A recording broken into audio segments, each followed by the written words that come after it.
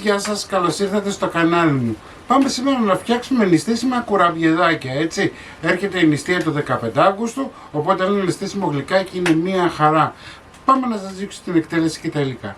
Εδώ έχω 150 γραμμάρια αμύγδαλο ψύχα, έτσι, είναι μία κούπα. Θα τα ψήσουμε στο air fryer 5-6 λεπτά ή στο φούρνο μας, εφόσον θα τον ανάψουμε για να ψήσουμε τους κουραμπιέδες, γύρω στα 7 λεπτά, 8 εκεί περίπου, να καβουρδιστούν και να βγάλουν τα αρώματά τους. Τα αμυγδαλάκια μου έχουν καβουρδιστεί, τα αφήνουμε στην άκρη να κρυώσουν λιγάκι για να μπορέσουμε να τα θρηματίσουμε. Σε ένα μπολ θα βάλω 230 γραμμάρια καλαμποκέλαιο. Μπορείτε να βάλετε και ελαιόλαδο, αλλά το ελαιόλαδο όμως θα σας το βγάζει μετά το ψήσιμο. Το καλαμποκέλαιο θα το συγκρατήσει. Μισή κούπα άχνη ζάχαρη είναι 80 γραμμάρια. 2 βανίλιες, μία τσιμπιά αλάτι, ανακατεύω λίγο. Θα προσθέσω 20 γραμμάρια ούζο, είναι 2 κουταλιές της σούπας, μία πρέζα τσιμπιά μαστίχα. Εδώ έχω χυμό από μισό.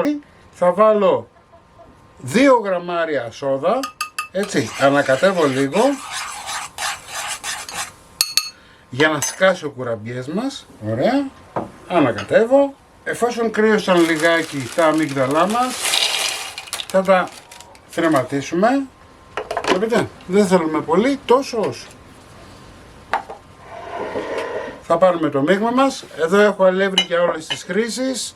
Θα βάλω 20 γραμμάρια baking powder ή 3 κουταλάκια του γλυκού. Ανακατεύω λίγο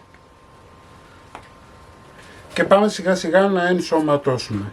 Κοσκινίζουμε για να γίνουν αφράτη. Πάμε να ανακατέψουμε λίγο. Σε αυτό το σημείο θα βάλουμε τα αμύγδαλα και ρίχνουμε το υπόλοιπο αλεύρι μας. 4 κούπες είναι το αλεύρι μου, 600 γραμμάρια.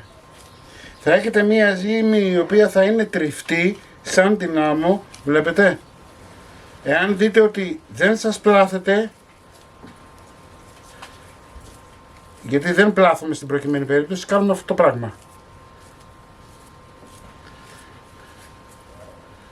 Πιέζουμε λιγάκι και ο κουραμπιές μας είναι έτοιμος. Δεν πλάθουμε, γιατί θα σας τρίβεται, βλέπετε. Τρίβεται το μείγμα μας. Αφήνουμε 10 λεπτά να ενεργοποιηθούν λίγο τα διογκωτικά και επανέρχομαι. 10 λεπτά μετά ζυγίζουμε κομμάτια των 40 γραμμαρίων. Μην προσπαθήσετε να τους πλάσετε, δεν πλάθονται γιατί είναι σφιχτό το ζυμάρι. Αυτό που έχετε να κάνετε είναι αυτό. Σφίγγουμε στα χέρια μας, διορθώνουμε λίγο και απλά πιέζουμε. Τίποτα άλλο. Εντάξει. Τώρα αν θέλετε να του κάνετε και μία τρυπούλα εδώ, μπορείτε να του κάνετε, εγώ δεν κάνω. Εάν για οποιοδήποτε λόγο ενώ το σφίγγετε στα χέρια σας διαλύεται, μπορείτε να βάλετε λίγο νερό ή λίγο ούζο. Αυτό είναι ανάλογα τη ποιότητα του αλευρού σας. Λοιπόν, τα κουραμπιεδάκια μας είναι έτοιμα, τα έχω βάλει όλα σε ένα τάψι. Έχουμε ανάψει το φούρνο μας σε 170 βαθμούς αντιστάσεις πάνω κάτω να προθερμανθεί. Μόλις σβήσει το λαμπάκι, φουρνίζουμε για 25 λεπτά, 30, εκεί περίπου, μέχρι να δείτε να σκάσουν και να πάρουν ένα ωραίο χρώμα και την ανάλογα τη δύναμη του φούρνου σας. 30 λεπτά ψησίματος, οι κουραμπιέδες μας είναι έτοιμοι, όμως επειδή έχουν το σπορέλαιο, θα τους βγάλουμε σε χαρτί κουζίνας. Αφού τους αφήσαμε και κρυώσανε λιγάκι, μπορείτε να ψεκάσετε αν θέλετε τόσο όσο με λίγο ανθόνερο. Έτσι, τους περνάμε από άχνη ζάχαρη και είναι έτοιμοι. Αυτή ήταν η συνταγούλα μας για σήμερα.